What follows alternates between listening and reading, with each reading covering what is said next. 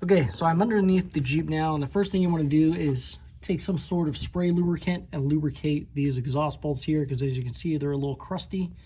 That's going to be a 13 millimeter, so lubricate those on both sides. This is on the passenger side of the vehicle. You've got your transmission pan here, and if you follow the exhaust over to that side, the driver's side, you will also see a coupling right there. I apologize, the camera angle, people. I'm underneath the Jeep, obviously. But right here, you want to lubricate those 2 points. Also, all the threads for the bolts. And then, going around the back, you'll see this coupling here. This is over on the driver's side as well. You'll see those threads up there. You want to lubricate those because you can see how nasty looking they are. You don't want to end up breaking any of these bolts off while you're working, because that would not be fun. So go ahead and fully remove these 4 bolts on the 2 couplings, one on the driver's side, one on the passenger side, and then loosen the other one, and then that should give you some room to swing the exhaust down out of the way. I've heard you don't have to fully remove it, so we're going to try going that route. I'm also going to remove this beam here, which runs directly underneath the oil pan and in front of the exhaust, because that looks like that's going to get in the way. So we're going to remove this bad boy right here. You can see this is the exhaust pipe here, and this is the tube I'm talking about removing. It looks like there's only 3 bolts that hold that in position, so I'm going to go ahead and pop that out as well.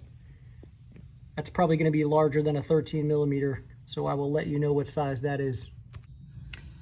And just a heads up, everybody, this bolt here is kind of a pain in the butt to get to, because as you can see, there's stuff in the way everywhere. You've got this heat shield, you've got your forward drive shaft here, you've got this other exhaust tube over here.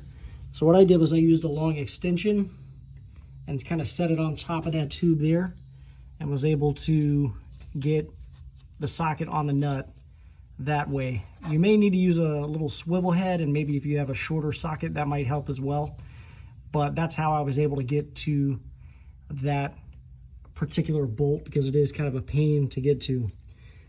Also, to take that beam off there, those were 18 millimeter bolts to get that out, so be aware of that. Okay, everybody, so update. I've got the exhaust decoupled here.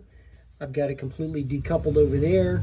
I did go ahead and remove the little brace, or the big brace I should say, that's going over the transfer case, because I didn't want fluid to flow down this transmission cross member here.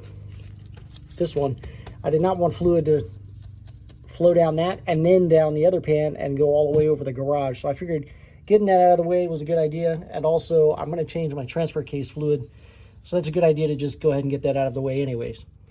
Now, I've started removing my oil pan, or my transmission pan bolts. So I've got the 2 that are on the back side over here off, and I had to use a little small 1/4 inch drive socket wrench for that, and it just barely fit up in there. That's got a T30 Torx on there. So a T30 Torx with a little tiny 1/4 inch socket wrench, and you will be able to get those 2 bolts in the back off. I've got these other 2 bolts loosened as well. There are 6 bolts total all the way around the pan. 2 in the corners and then 2 in the middle right there. And I'm going to go ahead and place my oil catch pan and go ahead and see how big of a mess I make popping this pan off. So watch and laugh.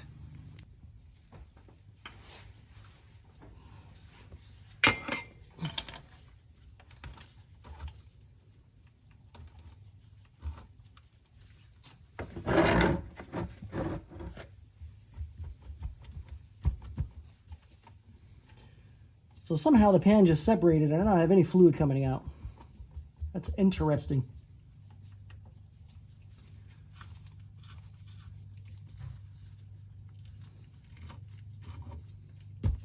You can see it's loose and I don't have anything draining out. I did try to pump some fluid up from the top though before doing this, so perhaps I got most of what was going to come out that way. I didn't feel like I got a lot of fluid out that way, like maybe a quart or 2 tops. But I guess let's see. I find this kind of odd. Usually Stuff should be dumping out all over the place at this point. Okay.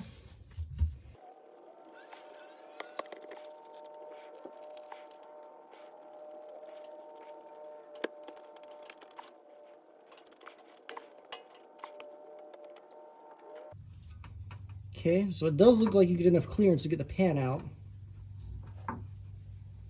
with the transmission cross member there. Now I'm starting to have some dripping. So here's where the fun part starts. Because this is where it starts just dripping all over the place and you end up with transmission fluid everywhere. I can feel there's still fluid in the pan also. So I'm going to try to just pour it all over my arm. Yeah. Less than ideal.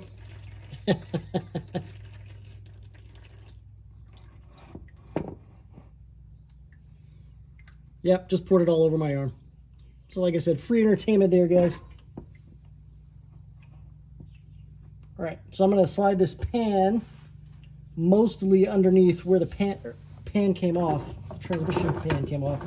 Catch all these little drips. I'm going to go and get this pan out of the way and clean my arm off.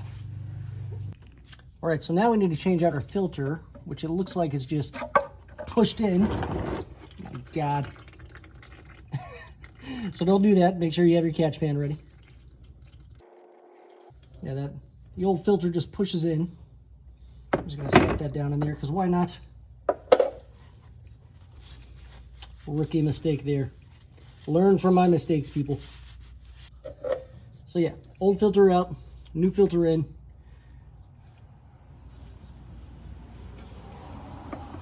I'm just going to take that,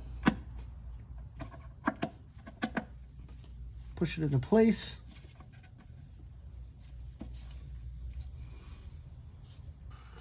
Okay, this is going to be difficult to see, but when installing the new filter, it's there's a little pin in the back of it. I'm trying to get a good angle. You can sort of see it right there. There's a little pin in the back, and that pin has to go up in that little recess in the transmission. Again, I don't know how well you can see it, but there we go. You want that to push up in there into that little recess. So make sure you don't miss that part. From here, it's just a matter of putting everything back together and filling your fluid up. But I wanted to give you an idea as to what you're looking at, how difficult it is, how big of a mess you're going to make if you're like me. I got transmission fluid all over the exhaust and the cross member here. Although pumping it out from the top side first did seem to, you know, make it a whole lot less messy. So just be careful when you pull your filter out. Don't have it spill all over the place like I just did. And you should be able to do this fairly well, yeah, with the method I just showed you. So now I just put everything back together and fill it up with fluid. Not too difficult from here. So I thank you very much for watching, guys. Hope this helped you out. And make sure you check out my channel. Hit subscribe and like and all that good stuff. All right, guys? Thank you very much.